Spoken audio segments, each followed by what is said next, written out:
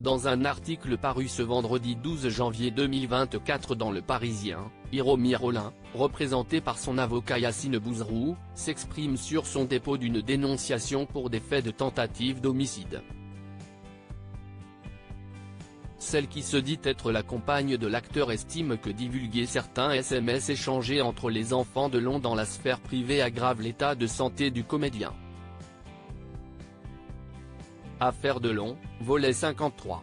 Depuis quelques jours, les enfants du clan Delon se font la guerre après avoir été ligués pour défendre leur père face à Hiromi Rollin, qu'ils accusaient de harcèlement moral, détournement de correspondance ou encore violence sur personnes vulnérables et abus de faiblesse dans une plainte. Récemment, Anthony Delon a porté plainte cette fois-ci contre sa sœur Anouchka. Il l'accuse notamment de ne pas l'avoir informé des résultats de tests cognitifs échoués par leur père, victime d'un AVC en 2019. Depuis, c'est le grand déballage public entre les enfants du clan Delon. Pas plus tard qu'il y a quelques heures, Cyril Hanouna a diffusé dans Touche pas à mon poste le contenu d'un SMS inédit qui avait été envoyé par Anouchka Delon. C'est Anthony qui aurait alors fait fuiter cet échange, très cordial, à l'époque: « Alors arrêtez la chimio, qu'est-ce que vous voulez que je vous dise? Je vais rentrer avant et on voit le reste sur place », débute Anouchka dans cette conversation par SMS. « Je suis parti depuis une semaine, je pars, il allait bien, et là je suis ici et à vous entendre c'est la merde donc je rentre », lâche-t-elle. Des échanges SMS hallucinants ce vendredi 12 janvier 2024, Hiromi Rollin a réagi à ce déballage public via son avocat Yassine Bouzrou.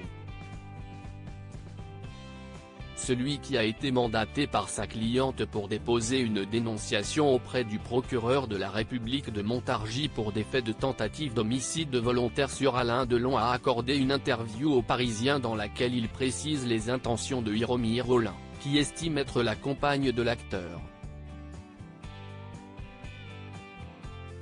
Elle se dit choquée de voir que l'arrêt du traitement d'Alain Delon avait été envisagé. Personne n'a le droit d'arrêter un traitement vital sans l'avis de médecin. En agissant ainsi, il ne pouvait pas ignorer que cette décision était lourde de conséquences et pouvait gravement détériorer l'état de santé d'Alain Delon, voire entraîner sa mort, réagit l'avocat.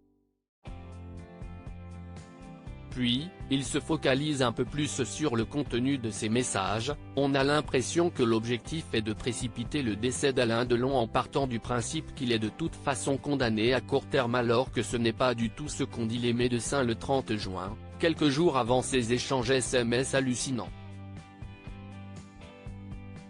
Une histoire familiale qui s'embourbe.